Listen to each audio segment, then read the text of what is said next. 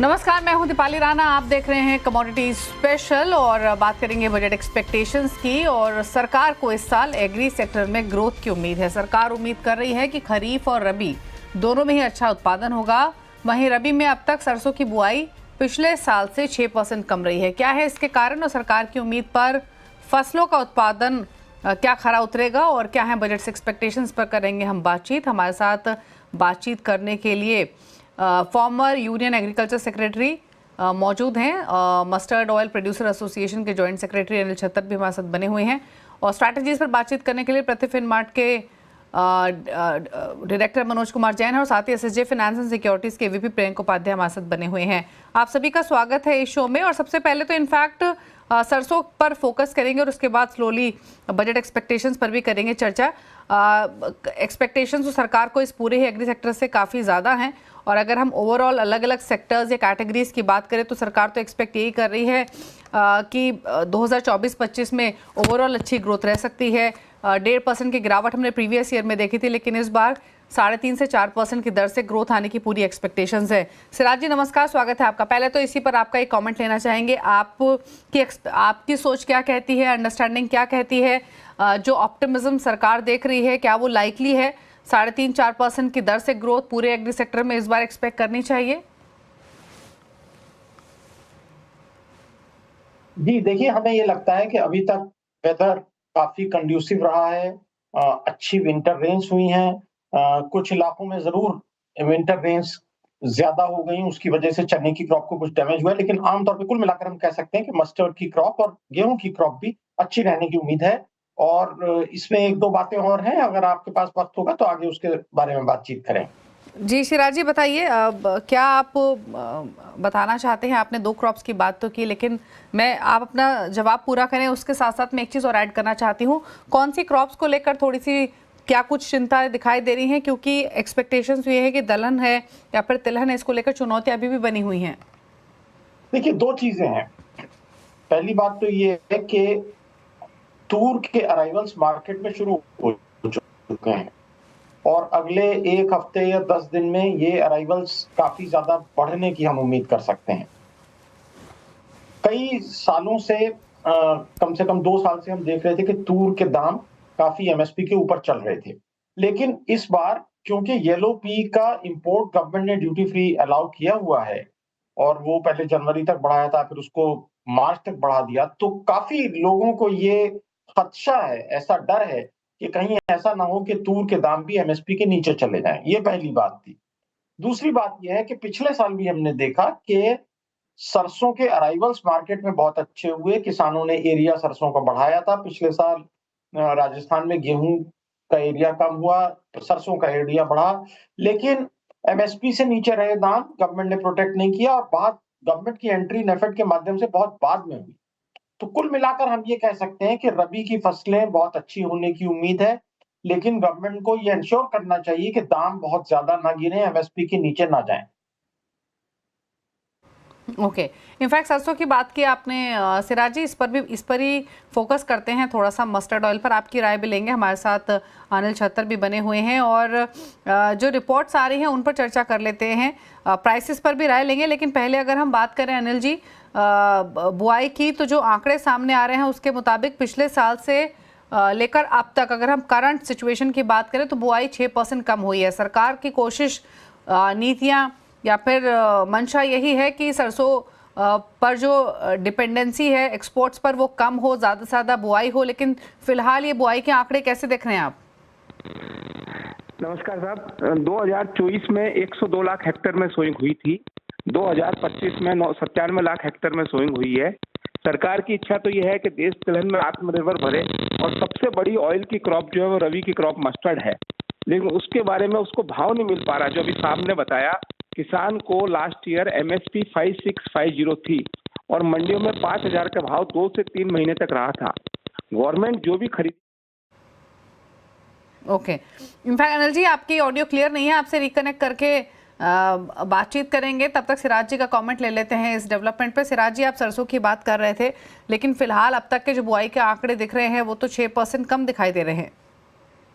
ये बात ठीक है। देखिए, क्योंकि किसानों को पिछले साल सरसों में अच्छा तजुर्बा नहीं रहा, और जैसा कि मैंने पहले बताया कि एमएसपी भी नहीं मिल पाया उनको, और इसके बरखिलाफ राजस्थान गवर्नमेंट ने गेहूं पर 125 रुपए पर क्विंटल का बोनस भी अनाउंस किया। इसी तरीके से मध्य प्रदेश में और छत्तीसगढ़ में, उड़ीसा में हमने देखा कि धान पर गवर्नमेंट ने 900 रुपए पर क्विंटल का बोनस दिया।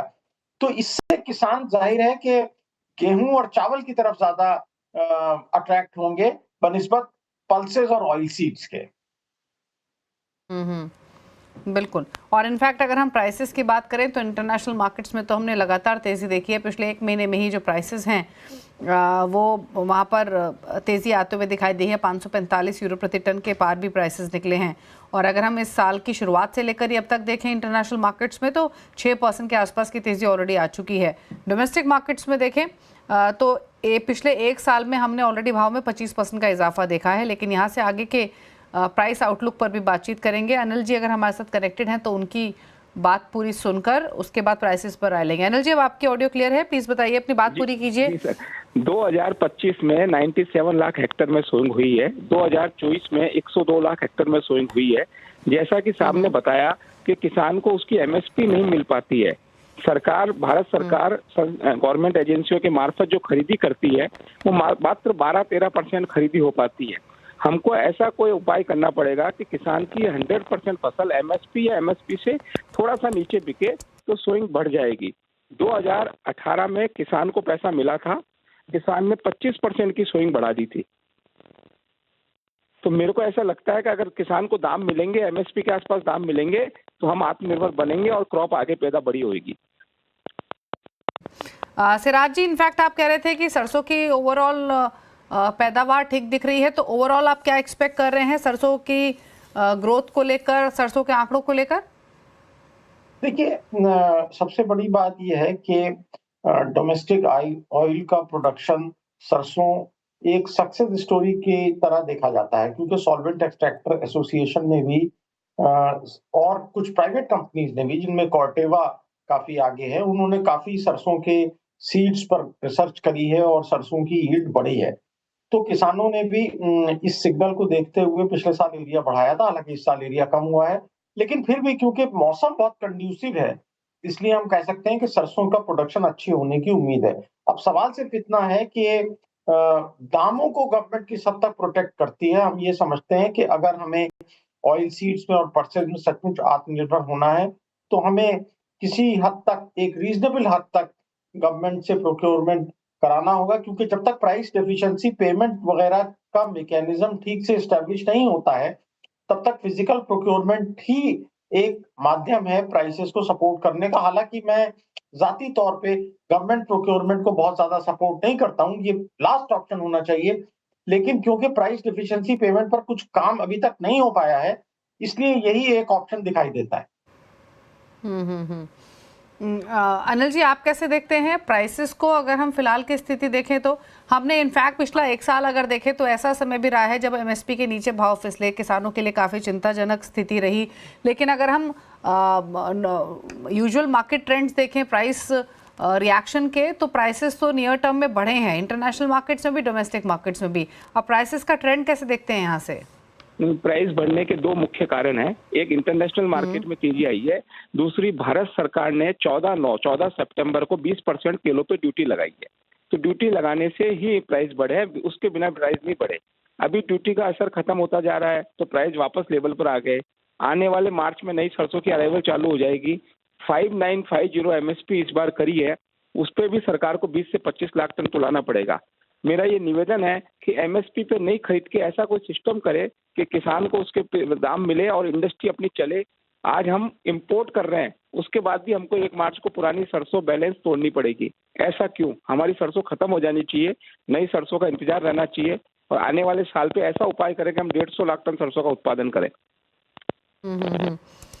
सिराज जी, आप तो सरकार की पॉलिसीज, नीतियां, किसानों की स्थिति को बखूबी समझते हैं।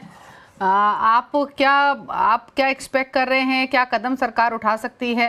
क्योंकि आत्मनिर्भरता की तो बात सरकार लगातार कर रही है, लेकिन वो आत्मनिर्भरता भी फिलहाल दिखाई दे नहीं रही है जिस कैपेसिटी में दिखनी चाहिए।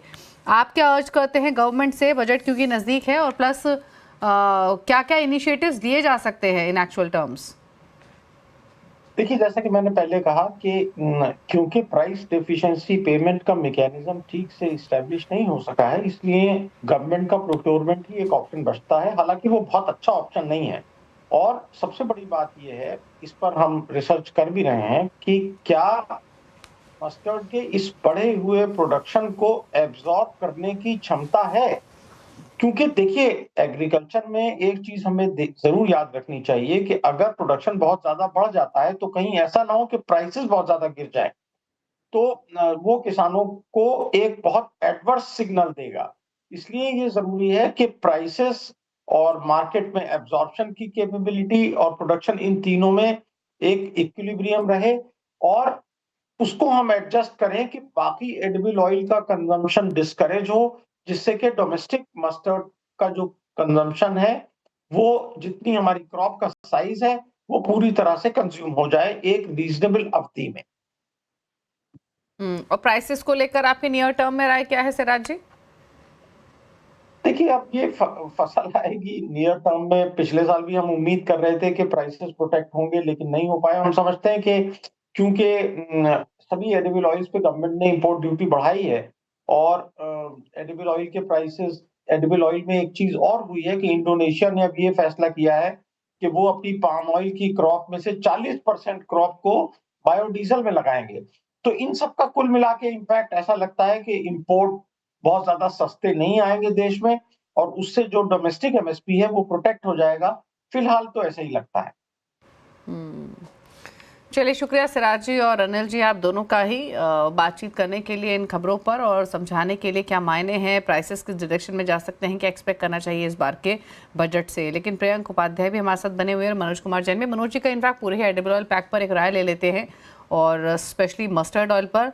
मनोज जी, कैसे देखते हैं आप पूरे ही एडिबल ऑयल पैक को, मस्टर्ड ऑयल को? प्राइसेस इंटरनेशनल मार्केट हो या डोमेस्टिक मार्केट हो, तेजी से कारोबार कर रहे हैं। एक तरफ हमने पाम ऑयल देखा है जो कि प्रीमियम पर ट्रेड कर रहा था, सोयाबीन के, वहां पर प्रीमियम हालांकि कम होते हुए दिखाई दिया, लेकिन इंटरनेशनल मार्केट में वहां भी प्राइसेस सर्ज हुए हैं। कैसे देखते हैं इस पूरी ही बास्केट को आप, और क्या राय है?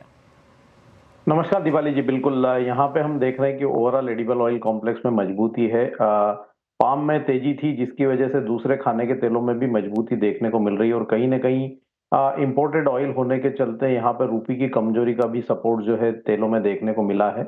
और यहाँ पे जो अभी यूएसडीए का रिपोर्ट आया था जनवरी मंथ का, वहाँ पे जो सोयाबीन सीड का जो उत्पादन अनुमान है वो यूएसडीए ने घटाया था। तो उसके बाद से हम देख रहे हैं कि सीबीओटी में सोयाबीन की कीमतों में भी निचले स्तरों से अच्छी रिकवरी जो है पिछले कुछ सेशंस में देखने को मिली है। तो हमारा मानना है कि यहाँ पे एक स्टेडी मूव जो है खाने के तेलों में बना रह सकता है, क्योंकि अभी जो रबी के क्रॉप का जो नया अराइवल है उसको आने में समय है।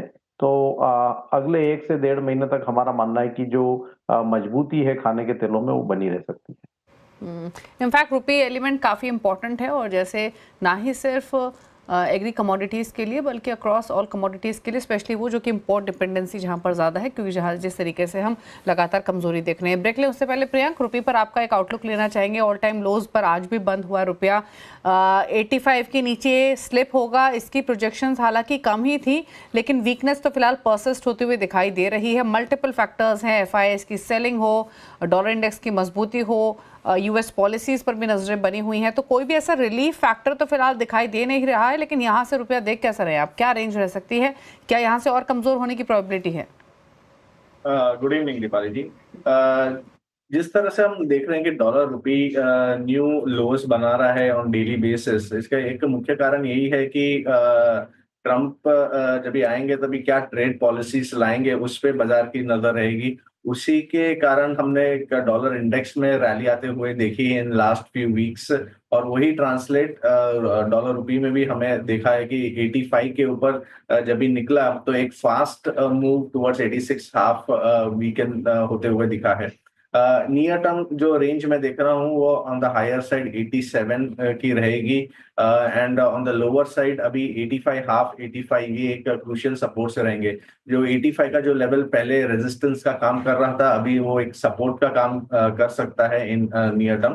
तो मेजरली मुझे लगता है कि नेक्स्ट वीक से 86 80 87 यहाँ तक रुपी शायद वीकन हो सकता है और भी। ओके, तो थोड़ा कमजोरी और रह सकती है रुपए में, इस तरीके की फिलहाल स्थिति दिखाई दे रही है और ऑलरेडी ऑल टाइम लोज पर कारोबार करते हुए आज के सेशन में। चलिए रुक रहे हैं इसी के साथ एक ब्रेक के लिए। ब्रेक के उस पर फोकस करेंगे स्ट्रैटेजीज पर। प्रियंक उपाध्याय, मनोज कुमार जैन हमारे साथ बने हुए हैं, जल्द वापस आते हैं।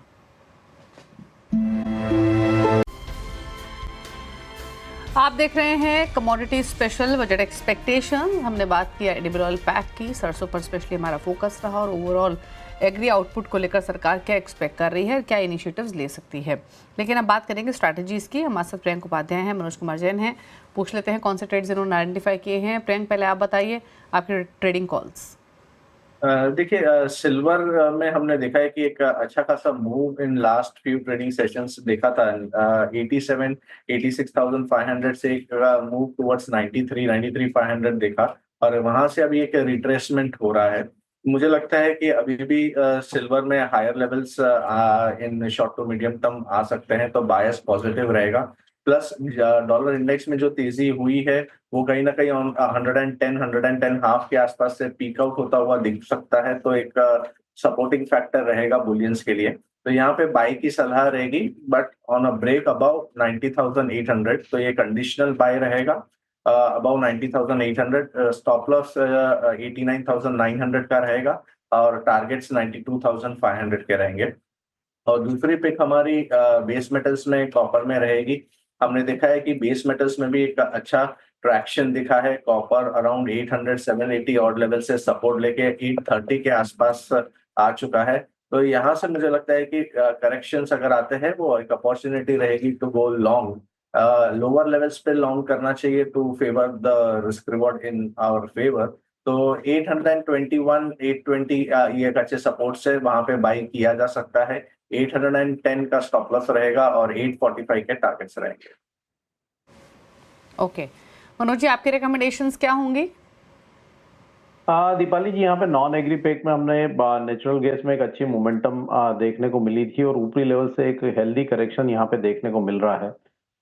नेचुरल गैस का जो जनवरी कॉन्ट्रैक्ट है अपने सपोर्ट्स लेवल 322 के बेहद करीब है, तो यहाँ पे थोड़ा और डीप आता है 322 के आसपास, तो वहां पे बाय करने की सलाह रहेगी। स्टॉप लॉस एक 310 का रखना चाहिए और यहाँ पे लक्ष्य जो है 340 के रहेंगे। वहीं एग्री पैक में ग्वार सीड में एक अच्छा मोमेंटम जो है पॉजिटिव निचले स्तरों से बनता हुआ नजर आया है। तो ग्वार सीड का जनवरी का 5500 का स्ट्राइक का कॉल ऑप्शन 35 के स्तर पर बाय करने की सलाह रहेगी। स्टॉप लॉस यहाँ पे 20 का लगाएं और लक्ष्य यहाँ पे 65 के रहेंगे। ओके तो नेशनल गैस और ग्वार सीड पर आपको ट्रेड्स रेकमेंड किए गए हैं। एक राय कच्चे तेल पर भी ले लेते हैं, जहां पर इंटरनेशनल मार्केट्स में $81 पर कारोबार कर रहा है ब्रेंट। घरेलू बाजार में भी रौनक रही है। अगेन ट्रम्प पॉलिसीज पर तो नजरें बनी हुई हैं ही, लेकिन जो रशिया सैक्शंस का इम्पैक्ट है उसके कारण भी ये तेजी दिखाई दी है। प्रियंक, कैसे देखते हैं आप कच्चे तेल के भाव को इन स्तरों से, क्योंकि रिसेंटली एक अच्छा सर्ज ऑलरेडी हम प्राइसेस में देख चुके हैं। डेफिनेटली क्रूड ऑयल में हमने देखा है कि ऑलमोस्ट हमने 15% की रैली, अगर मैं देखूं 5700 से अभी 6800 के आसपास ट्रेड कर रहे, तो ऑलमोस्ट 15% प्लस की रैली हम ऑलरेडी देख चुके हैं। तो यहाँ पे मुझे लगता है कि फ्रेश बाइंग के लिए रिस्क रिवॉर्ड फेवरेबल नहीं है, तो एक करेक्शन की राह देखनी चाहिए। तो अभी फिलहाल कोई शॉर्ट पोजीशंस भी नहीं दिख रही है मार्केट्स में बनाने के लिए, तो मैं वेट एंड वॉच रखूंगा। तो यहाँ पे करेक्शंस अगर आते हैं 6600 6650, वो एक अच्छे जोन से रहेंगे जहां पे हम कंसिडर कर सकते हैं। ओके एक राय गोल्ड पर भी ले लेते हैं। मनोज जी, गोल्ड पर आपकी राय क्या रहेगी? यहाँ भी हमने प्राइसेस इंचअप होते हुए देखे हैं, सस्टेनेबल लग रहा है रिसेंट मूव या कोई और व्यू? नहीं, गोल्ड में थोड़ा सा करेक्शन देखने को मिल सकता है, क्योंकि हम देख रहे हैं 85 500 78 500 600 एक स्ट्रॉन्ग रेजिस्टेंस के रूप में देखने को मिल रहा है, जिस तरह से डॉलर इंडेक्स में मजबूती देखने को मिली है। दूसरा, यहाँ इस सप्ताह यूएस के इन्फ्लेशन के नंबर्स भी आना है और वो थोड़े एलिवेटेड रह सकते हैं, तो कहीं ना कहीं उसके चलते एक करेक्शन जो है ऊपरी लेवल से देखने को मिल सकता है। तो हमारा मानना है कि यहाँ पे फ्रेश बाय के लिए थोड़ा वेट करना चाहिए। एक बार यहाँ पे 77 700 750 तक के स्तर जो है अगले 1 से 2 दिन में देखने को मिल सकते हैं, तो गोल्ड में बाइंग अवॉइड करके चलें। वर्तमान लेवल से 300-400 की गिरावट यहाँ देखने को मिल सकती है। ओके अच्छा प्रियंक, आपने कॉपर की बात की, लेकिन एल्यूमिनियम कैसा लग रहा है आपको नए ट्रेडिंग पोजीशन के हिसाब से खरीदारी की तरफ? एल्यूमिनियम में भी एक हम देख रहे हैं कि जो रेंज बनी थी एमसीएक्स में अराउंड 45 to 50 ये एक स्ट्रॉन्ग रेजिस्टेंस जोन्स है ऊपर में, और नीचे में अगर हम देखें तो 240 235 ये कंटिन्यूस एक सपोर्ट का जोन बना हुआ है मार्केट्स में। अभी भी एल्यूमिनियम यही रेंज में कंसोलिडेट कर रहा है, हालांकि लास्ट 3-4 दिन से एक अच्छा रैली देखा है, अभी 246 47 के जोन्स के आसपास है। मेरे हिसाब से एल्यूमिनियम में थोड़ी बहुत डिप आती है तो वहां पे कंसीडर किया जा सकता है 244 245 जोन में, पर इसमें अच्छा मूव मेरे हिसाब से 250 253 रेंज क्रॉस करने के बाद एक fast and furious move aluminium में आ सकता है, बट ब्रेकआउट की राह देखनी चाहिए। मनोज जी, आपको ट्रेड लेंगे क्या बेस मेटल से? नहीं, मेरा मानना है कि यहाँ पे निचले स्तरों से अच्छी रिकवरी देखने को मिली ओवरऑल बेस मेटल पैक में, और यूएस के इन्फ्लेशन के नंबर्स भी आना है, तो ऊपरी लेवल्स पे थोड़े रेजिस्टेंस देखने को मिल सकते हैं। यहाँ पे अगले 1 से 2 दिन बेस मेटल्स में थोड़ा ट्रेड अवॉइड करके चलें। हमारा मानना है कि ऊपरी लेवल से कुछ करेक्शंस यहाँ देखने को मिल सकते हैं। ओके अच्छा, बात एग्री कमोडिटीज की कर लेते हैं। आप ग्वार सीड की बात तो की है मनोज जी, लेकिन ग्वार गम पर आपका व्यू क्या होगा?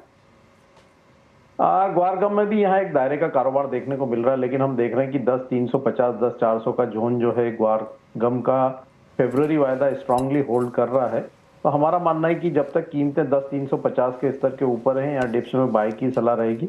ऊपर में शॉर्ट टर्म में 10,750 10,800 तक के स्तर ग्वार गम में देखने को मिल सकते हैं। ओके इसके अलावा एक बार स्पाइसेस के पैक को लेकर आते हैं, जहां पर डेज लो से तो थोड़ा संभले हैं स्पाइसेस, क्योंकि जीरा फ्लैट हो चला है, टर्मरिक फ्लैट है, कोरिएंडर में हालांकि अभी भी 1% की गिरावट देखने को मिल रही है।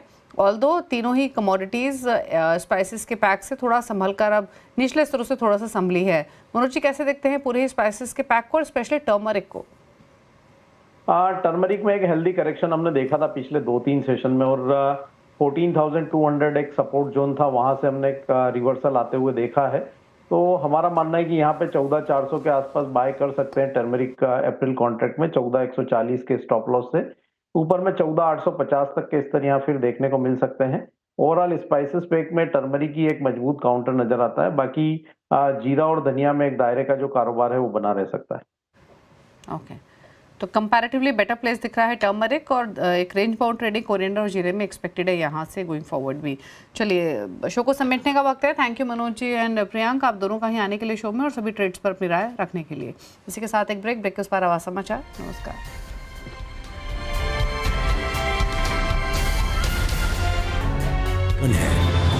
भारत हमारी जान है, इसकी कामयाबी से ही हमारी पहचान है। देश में अब हर कोई निवेश की भाषा सीख रहा है, वक्त से पहले किस्मत से ज्यादा पाने का इरादा कर चुका है। जब पूरी संजीदगी के साथ दिन रात एक जुनून को पूरा करने में लग जाते हैं, तो कामयाबी खुद ब खुद आपके पास खड़ी होती है। छोटे से लेकर बड़े कई सारे सपने हमने पूरे होते देखे हैं, पर अभी भी बहुत से ख्वाबों को पूरा करना बाकी है। ये जज्बा यूं ही आगे बढ़ता रहेगा। हमारे रिश्ते का मांझा वक्त की चरखी पे यूं ही लिपटता रहेगा, और भारत की समृद्धि का ये सफर नई ऊंचाइयों को छूता रहेगा। 20 सालों से भारत के निवेशकों का भरोसा, CNBC आवाज लाता रहेगा आपके मुनाफे की बात।